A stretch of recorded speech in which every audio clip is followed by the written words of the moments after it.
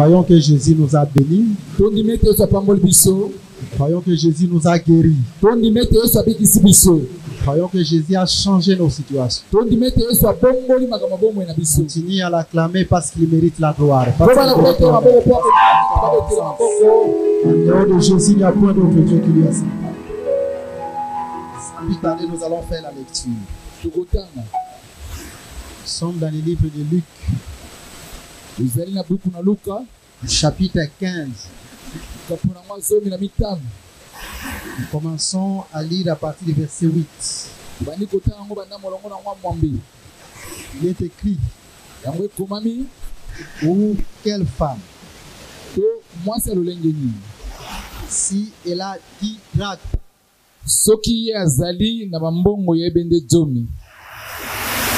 et qu'elle en perde une, n'allume une lampe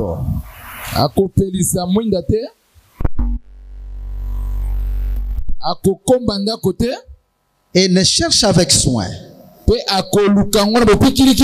jusqu'à ce qu'elle la retrouve. Lorsqu'elle l'a retrouvée, elle appelle ses amis et ses voisines et dit: réjouissez-vous avec moi, car j'ai retrouvé la drachme que j'avais perdue. Nous allons lire le livre de Ecclésiaste, chapitre 3. Nous prenons d'abord le verset premier. Il y a un temps pour tout. Un temps pour toutes choses sous les cieux. Et le verset 6. Un temps pour chercher. Un temps pour perdre. Nous allons prier. Tu vas dire que le Seigneur te parle. En ce moment, chasse toutes les ténèbres parmi nous. Et seule la lumière domine au moins de la parole. Et toute influence sorcellerie qui n'a aucun pouvoir. Toute influence occulte n'a aucun pouvoir. Aucun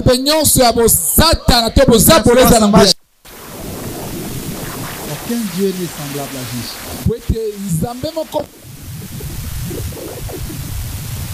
Et la Bible nous dit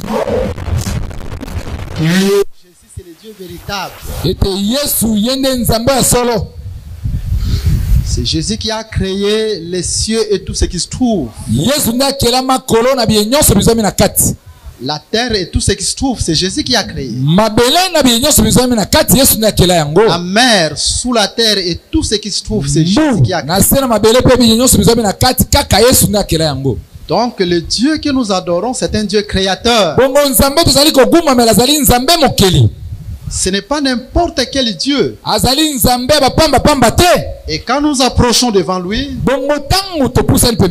nous devons nous approcher avec confiance. Et que ce Dieu est capable de créer ce qui manque dans notre vie. Voilà pourquoi ce soir nous disons, là où il y a la maladie, que Jésus crée la guérison. Là où il y a des difficultés, que Jésus crée la prospérité. Là où il y a les blocages, que Jésus débloque toute situation. Jésus est plus géant que Goliath. C'est comme les rois qu'on devait présenter à Israël.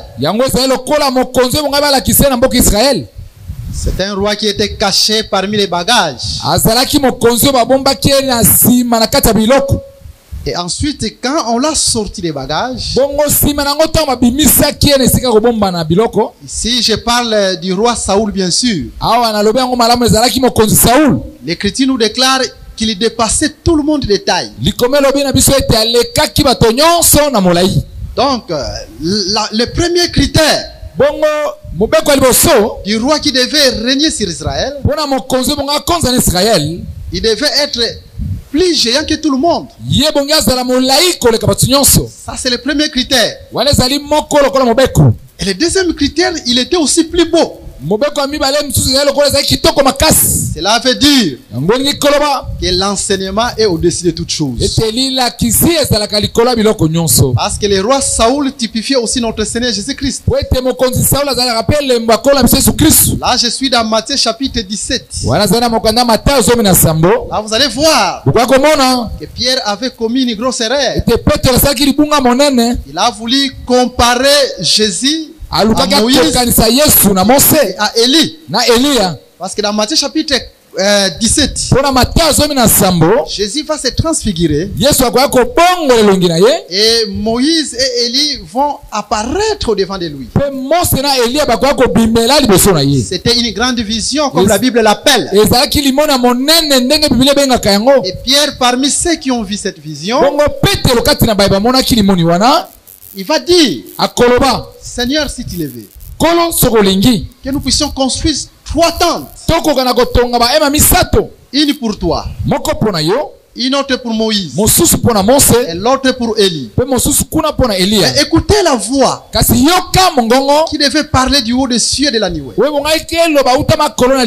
Celui-ci est mon fils bien-aimé. Écoutez-le. C'est-à-dire Dieu a élevé Jésus au-dessus de Moïse, au-dessus d'Élie. C'est là où nous disons que le prophète majeur, ce n'est pas Élie. Parce que Élie était là, mais Dieu n'a pas dit écoutez Élie. Dieu a dit écoutez Jésus-Christ. Comme la Bible nous déclare que nous devons répondre aux insensés selon leur folie. Répondons un peu aux branhamistes selon leur folie. Et selon leur folie, ils disent que Branham c'est l'Élie qui devait venir. Mais ce jour-là, Dieu a dit n'écoutez pas Élie, écoutez Jésus-Christ. C'est pour dire que dans cette alliance, on n'écoute aucun prophète. On écoute que le Seigneur Jésus-Christ. Le Seigneur Jésus-Christ, c'est la corbeille la plus élevée. Ce jour-là, Dieu a élevé Jésus-Christ au-dessus de lui, au-dessus de Moïse. De même dans une église véritable, tous les serviteurs doivent être effacés. Seul Jésus-Christ doit être élevé. Acclamez le Seigneur parce que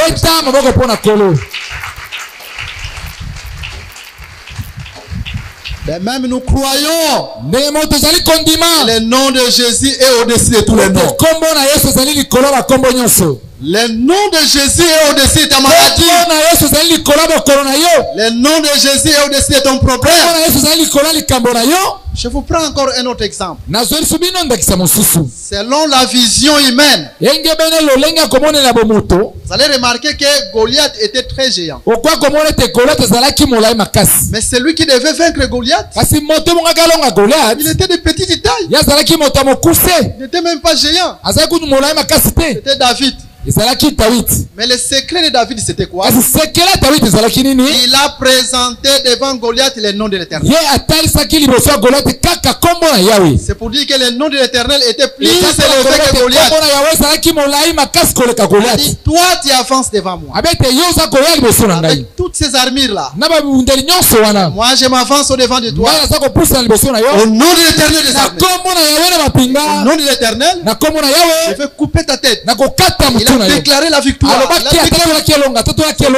On a la victoire avant même qu'on la parle. C'est ce que nous déclarons au nom de Jésus-Christ.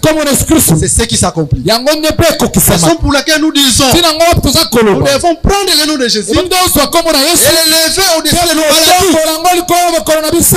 Même selon notre vision, nous voyons que les cancers, le médecin ne peut les guérir. Vous voyez, le diabète, c'est une maladie chronique. L'hypertension artérielle, c'est une maladie chronique. Il y a un problème cardiaque, l'infarctus du myocarde. L'infarctus du myocarde, c'est-à-dire au niveau de ton cœur, il y a destruction des cellules cardiaques. Souvent, c'est une maladie qui arrive en cas de ce qu'on appelle des embolies. Attends, je vais expliquer. Ça peut être une embolie graisseuse. Une embolie, oui, il a bien interprété. Ou bien, par exemple, une embolie qui peut être due à un caillot de sang. Et ce caillot-là, cette embolie-là, quand ça arrive au niveau du cœur, ça bloque les vaisseaux sanguins qui apportent l'oxygène et le sang. C'est-à-dire de l'autre côté, en aval, les cellules cardiaques ne sont pas nourries. Parce que le sang n'arrive pas qui nourrit les cellules cardiaques. Il y a un blocage, il y a une embolie. Conséquence, alors les cellules cardiaques commencent à se détruire. C'est ce qu'on appelle l'infarctus du myocarde. Un médecin, quand il se trouve devant ces problèmes, il tremble. Et il va vous donner tous les processus possibles. Mais quand nous nous approchons devant une telle maladie, il y a un problème cardiaque quelconque, nous voyons seulement que le nom de Jésus est au-dessus de la taille de Goliath. Quelle que soit l'intelligence médicale, l'intelligence scientifique, mais comme Goliath était tombé au nom de l'Éternel, voyons qu'au nom de Jésus-Christ, tombera. Voyons qu'au nom de Jésus-Christ, le diabète tombera. Voyons qu'au nom de Jésus-Christ, l'hypertension artérielle tombera. Voyons qu'au nom de Jésus-Christ, le sida tombera. Est-ce qu'il y a quelqu'un qui croit comme moi? Que le Seigneur te donne seulement comme tu as écrit là. Nous disons toujours que quand un serviteur de Dieu déclare quelque chose, il faut croire. La fois passée, nous vous avons parlé d'une femme qui était stérile et dont son mari avait vieilli. Le couple n'avait pas d'enfant pendant plusieurs années. Mais à cause de l'empressement qu'elle avait manifesté envers l'homme de Dieu Élisée, Élisée a fait seulement une déclaration. Il a dit l'année prochaine, cette même époque, tu auras un enfant. La déclaration a enfanté, a conçu un enfant. C'est pour dire que la déclaration des ministres est différente de la déclaration d'un fidèle. Pour un ministre, Dieu voit le mandat. Il faire même une déclaration sans citer le nom de Jésus. Mais à cause du mandat, il va accompagner ma déclaration. C'est comme Élie le prophète qui a dit il ne va pas pleuvoir pendant 3 ans et 6 mois. Sinon à ma parole. Il a dit sinon à ce qu'il a déclaré. Ainsi dit l'Éternel. Mais à cause du mandat, Dieu a accompagné cette parole. Pourquoi nous disons Dieu accompagne nos déclarations. Toutes les déclarations qui ont été faites à la somme de Dieu, qui sont passées durant cette action. mission. Que cette déclaration s'accomplisse dans ta vie au nom de Jésus. Même les actions qui étaient passées, toutes les déclarations qui ont été faites par les ministres de Dieu, que cette déclaration soit accomplie. Banda déjà quoi adorer un colo pour taper si. Banda déjà quoi comparer un colo pour taper si. Banda déjà quoi péter les mains pour taper si. Le Seigneur t'a guéri. Le Seigneur t'a délivré. Le Seigneur t'a sanctifié. Le Seigneur t'a relevé. Le Seigneur t'a accompagné de grandes choses. Écoutez, nous avons commencé un enseignement. Nous sommes en train de parler de la drachme qui était perdue. Et l'écriture en question, nous l'avons tirée dans le Luc chapitre 15. Et il y a quelque chose qui est en train de se passer là. Je pense que c'est un grand enseignement par la grâce de Dieu. Même après l'action, si le Seigneur nous fait grâce, nous allons continuer. Et là, nous sommes en train de voir qu'il y a une femme qui a sa maison. Cette femme avait 10 drachmes.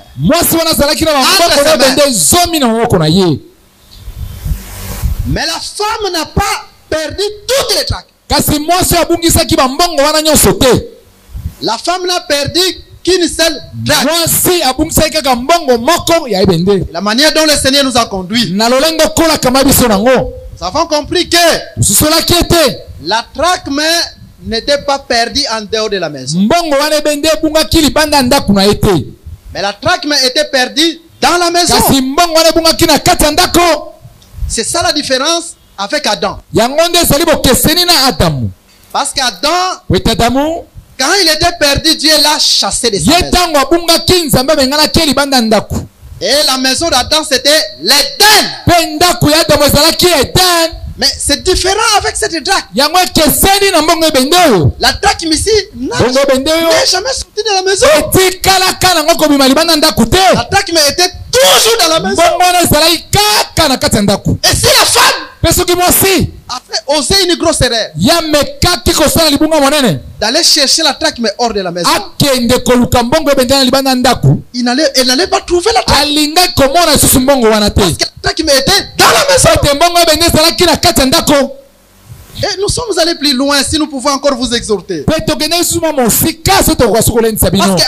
était cherché hors de la maison. C'est pas moi qui le dis, c'est l'écriture. La Bible est en train de dire Christ devait être crucifié en dehors de la ville. Mais pourquoi Jésus était crucifié en dehors de la ville? Mais pour aller chercher Adam qui est sorti de la ville. Qui était l'Éden? Mais la différence c'est quoi? Avec la drachme, la femme devait chercher la drachme dans la maison. Faites que le Seigneur vous bénisse. Parce que nous vous avons beaucoup exhorté. Nous vous avons dit, si vous voulez trouver ce que vous avez perdu, il faut rester dans la maison. Parce que si vous allez en dehors de la maison, vous n'allez pas trouver. Il y a d'autres gens parfois, si elle perd la santé, si elle perd l'emploi, un frère perd l'emploi, une sœur perd son emploi, vous allez remarquer que le frère ou la sœur va commencer à chercher l'emploi. Vous allez la trouver, elle va au 17e riz, elle va dans les assemblées de réveil,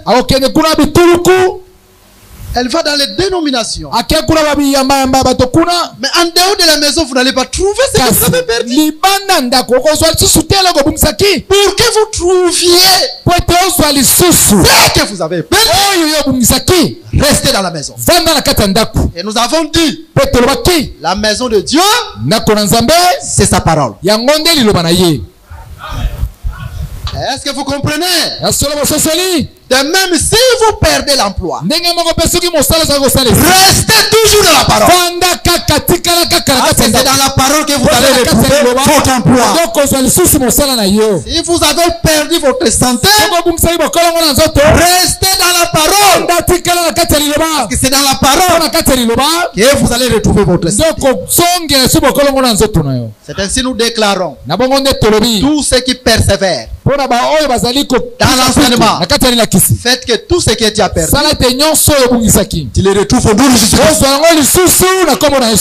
Et c'est là où nous avons dit, conformément à Ecclésiaste chapitre 3, dans la vie il y a deux temps. Il y a un temps pour perdre. Et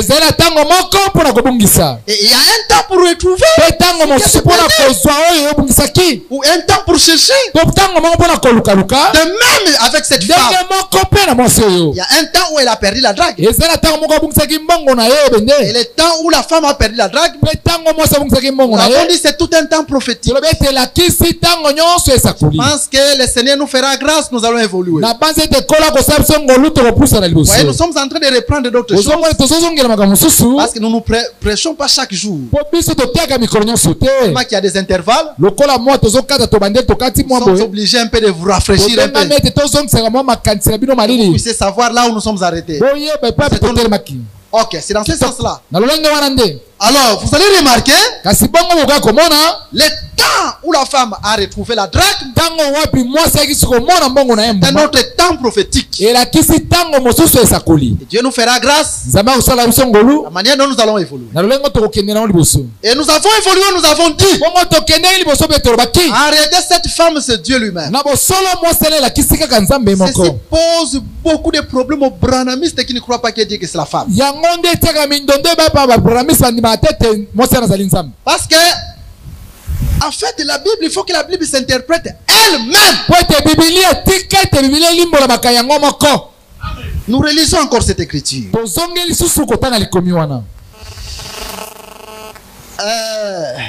Nous prenons une écriture tellement importante qu'on a lu avec vous la fois passée.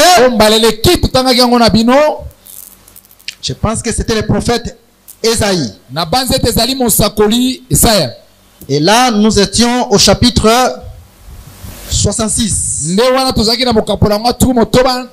lisons le verset 13. Comme un homme que sa mère console, ainsi je vous consolerai. Vous serez consolés dans Jérusalem. Mais ici Dieu est en train de s'identifier à une mère. Nous avons dit la fois passée que Dieu comme une mère c'est la consolation de son peuple. Conformément à cette écriture, l'écriture est claire. Même Jésus quand il vient dans le livre de Luc au chapitre 13, Jérusalem, Jérusalem, dit le prophète, et qu'il l'habite, c'est qui vous a été envoyé.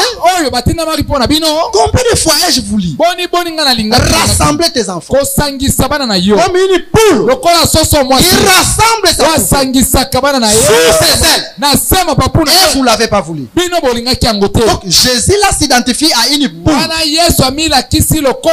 Or la poule c'est la femelle d'un coq. Donc conformément à cette écriture, Dieu lui-même c'est une femme. Dieu lui-même c'est un sexe féminin. Dieu est à la fois sexe féminin et sexe masculin. Que Dieu vous bénisse. Est-ce que le peuple est en train de nous suivre? Alors nous avons dit ceci. Dieu comme étant la femme entre ses mains, elle avait 10 drachmes. Et les 10 drachmes là, nous avons compris que ce sont les 10 commandements. Le premier commandement, dans Exode chapitre 20, c'est un drachme. Deuxième, c'est un drachme. Troisième, c'est un drachme. Jusqu'au 10e. Donc les 10 commandements, ce sont les 10 tracts. Mais nous avons dit conformément à cette écriture, Dieu n'a pas perdu tous les tracts. Dieu n'a pas perdu tous les 10 commandements. Dieu n'a perdu qu'un seul commandement. Que le Seigneur vous bénisse. Mais c'est comme ça qu'on a évolué. Et on donnait les écritures. Mais quel est le commandement que Dieu a perdu? Qui est la traque mais qui devait être perdu? C'est le deuxième commandement, qui est l'adoration. Lisons un peu ce deuxième commandement. Écoutez ce que l'Écriture nous dit. Exode chapitre 20. Nous commençons à partir du premier verset. Nous lisons rapidement. Alors, Dieu prononça toutes ces paroles en disant: je suis l'Éternel, ton Dieu, qui t'a fait sortir du pays d'Égypte, de la maison de servitude. Premier commandement: tu n'auras pas d'autre Dieu devant ma face. Tu ne te feras point d'image taillée. Ça, c'est la continuité du premier commandement. Ni des représentations quelconques des choses qui sont en haut dans les cieux, qui sont en bas sur la terre, et qui sont dans les eaux plus bas que la terre. Écoutez le deuxième commandement: tu ne te prosterneras point devant elle, et tu ne les serviras point, car moi, l'Éternel ton Dieu, je suis un Dieu jaloux, l'iniquité des pères sur les enfants jusqu'à la 3e et la 4e génération, pour ceux qui me haïssent. Je peux m'arrêter ici. Tu ne te prosterneras point. C'est le deuxième commandement, qui est l'adoration. Et nous avons dit ce commandement est lié au service. C'est-à-dire adorer Dieu veut dire servir Dieu. Raison pour laquelle quand nous lisons cette écriture, on dit: tu ne te prosterneras point devant elle, et tu ne les serviras point. Nous prenons le deuxième témoin. Luc chapitre 4, vous allez comprendre. Écoutez ce que Luc nous dit. Luc chapitre 4. Nous prenons à partir du verset. Ok. Verset 5. Le diable l'ayant élevé, lui montra en un instant tous les royaumes de la terre, et lui dit: je te donnerai toute cette puissance et la gloire de ces royaumes, car elle m'a été donnée, et je la donne à qui je veux. Si donc tu te prosternes devant moi, elle sera tout à toi. Cette écriture. Cette écriture cache beaucoup de mystères. Satan aussi est venu le problème de l'adoration. Ce n'est pas en vain. Dieu fait tout pour un but. Je pense que nous allons exploiter cette écriture bien, même prochainement. Nous continuons. L'écriture nous dit ceci. Jésus lui dit. Non.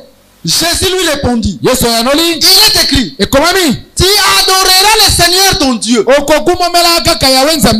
le serviras lui seul. L'adoration est liée au service. Bon, ici Jésus n'a pas dit que tu te prosterneras seulement devant le Seigneur ton Dieu. Non. Jésus a dit: tu adoreras. C'est prosterner, c'est l'adoration. Et il ajoute en disant: il les servira lui seul. L'adoration est liée au service. Quand on adore Dieu, on doit le servir. Faites que le Seigneur vous bénisse. Je pense qu'on a beaucoup parlé là-dessus, mais Dieu nous fera grâce. Nous allons encore y revenir. Vous allez comprendre pourquoi quand Israël sort de l'Égypte, avant d'abord qu'il ne sorte, Dieu a dit à Moïse, quand tu feras sortir mon peuple du pays de l'Égypte, vous me servirez sur cette montagne. D'une autre manière, vous m'adorerez sur cette montagne. Parce que la drachme que Dieu a fait, c'est l'adoration. Et on va exploiter cela au temps que Dieu vous bénisse. Que ce qui a été perdu soit retrouvé dans sa vie. Comme la drachme a été perdue, la drachme a été retrouvée. Si tu as perdu la sanctification, retrouve la sanctification au nom de Jésus-Christ. Mais nous continuons notre enseignement. Et vous allez remarquer, comme ce que Dieu a perdu, la drachme mais qu'il a perdu, c'est le deuxième commandement. L'adoration. Maintenant, il faut que Dieu lui-même commence à s'adorer. Parce que Dieu a perdu l'adoration. Dans la Bible, si vous voyez Dieu commence à s'adorer, sachez que la drachme était perdue. Raison pour laquelle ici, allez remarquer, Jésus va dire à Satan, il est écrit, tu n'adoreras que le Seigneur ton Dieu seul. Même Jésus lui-même c'est Dieu. Et comment il doit encore adorer Dieu? Par rapport à l'écriture qui dit, parce que la drachme était perdue. Il faut que Dieu lui-même devienne l'adorateur de Dieu. Amen. Est-ce que le peuple nous suit? Là c'est en passant. Mais prochainement, nous allons encore creuser. Vous allez comprendre beaucoup de choses.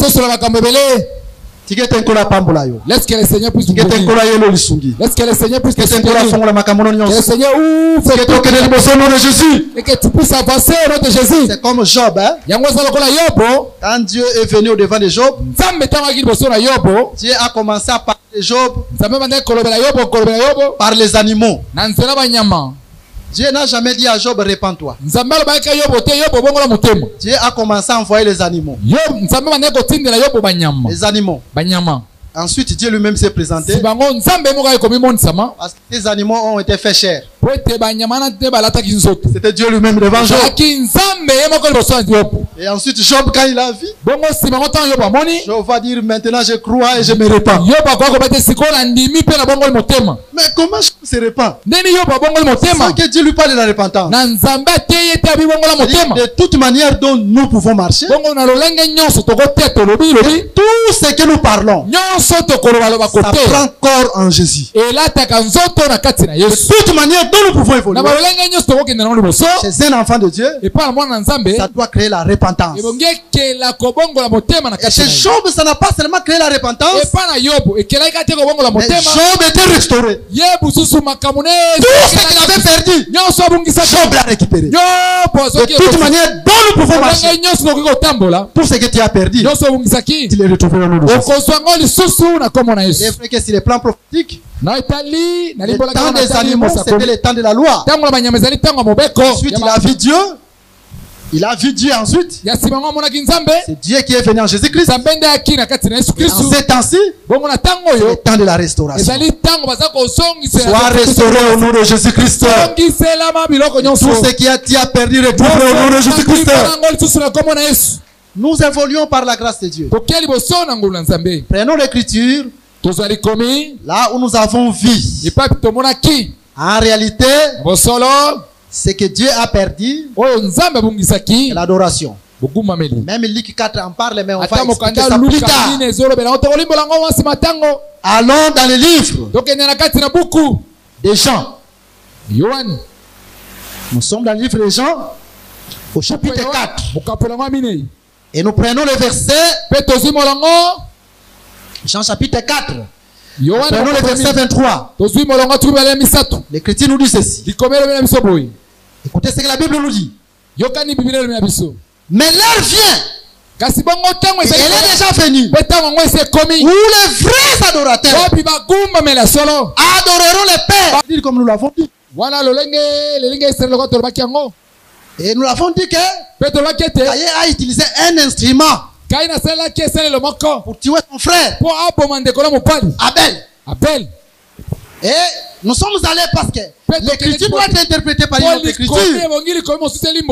Dans le livre de Jean au chapitre 19. Là, au verset 7, les Juifs incrédules, type de Caïn, vont dire que nous avons une loi. Ils l'ont dit à Pilate. Et selon notre loi, il doit mourir. Donc l'instrument, Caïn s'est servi pour tuer son frère. C'était la loi. Israël incrédule, type réalité de Caïn. Vous allez remarquer qu'ils étaient frères. De même, Jésus est venu comme frère d'Israël. Dans chapitre 1, il est venu chez les siens. Et les siens ne l'ont pas reçu. C'est Caïn qui n'a pas reçu son frère. Qui a tué son frère. Ça, c'est dans l'ombre. Maintenant, Jésus, c'est Abel. Et quand Jésus est mort, célibataire, il faut qu'il soit remplacé. Et qui a remplacé Jésus? C'est Enoch. C'est ce que l'Écriture nous dit. C'est 7, pardon, c'est 7. Parce que la Bible nous dit, Adam a encore connu. Et ils ont eu 7.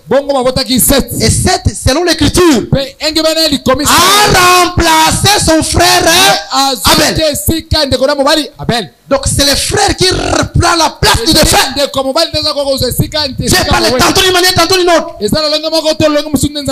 Maintenant 7 à son tour, enfante Enoch. Quand il a enfanté seulement Enoch, c'est alors que l'adoration a commencé. Parce que c'est en ce temps-là qu'on commence à invoquer le nom de l'Éternel. Et c'est ce que nous avons dit. Jésus meurt. Jésus sera remplacé par le Saint-Esprit qui est Enoch.